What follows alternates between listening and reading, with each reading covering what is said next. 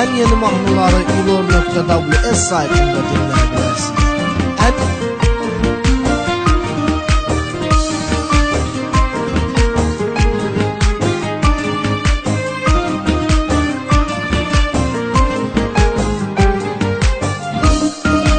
Fərid Azəri Production təqdim edir.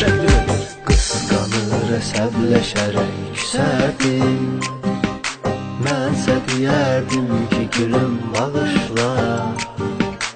Əllərimi buraxardım gedərdim, deyərdim önündə ölüm bağışla.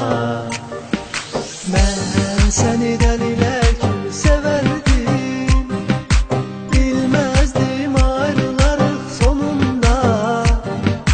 Tələsərdim mənsə gözlə deyərdim, göz keçərdi zaman sənin yanında.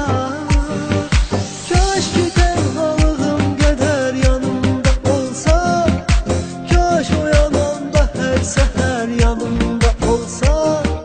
Bilərdin həyatım yoxdur mənasız sənsiz, dağılıbdır bir insanın dünyası sənsiz. Bu boyda dünyaya sığmayan ahlarım var, bir də ki sənsiz açılan sabahlarım var.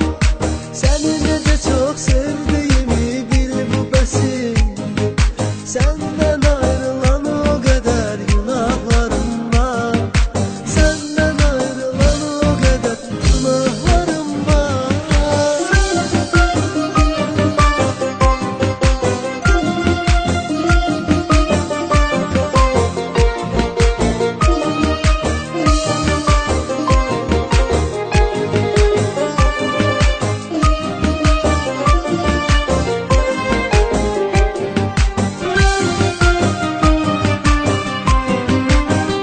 İlor WS.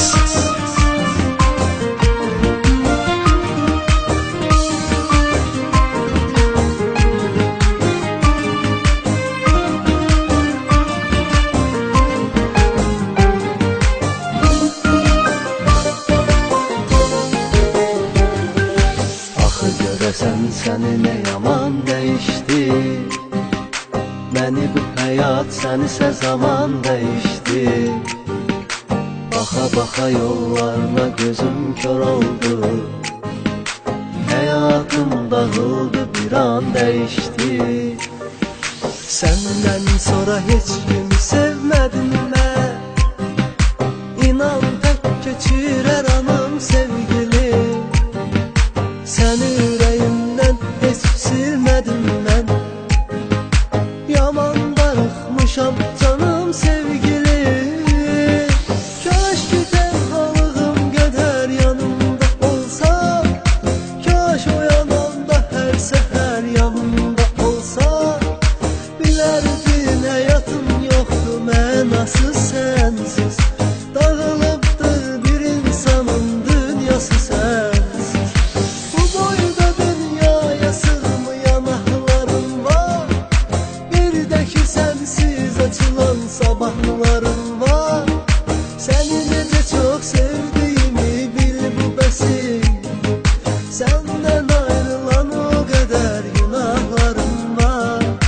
Səndən ayrılan o qədər günahlarım var. İlor WS.